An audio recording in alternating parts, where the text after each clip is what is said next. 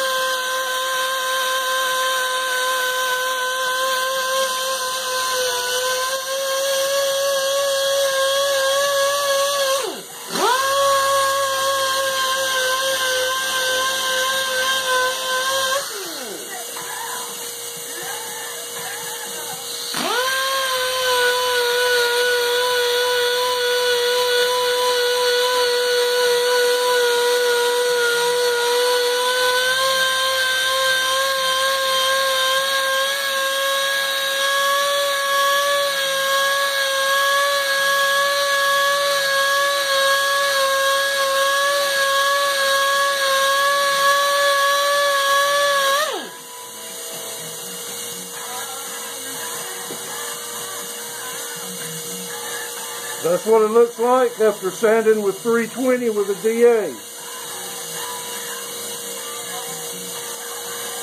Now, do the whole thing like that, and it'll be ready to polish.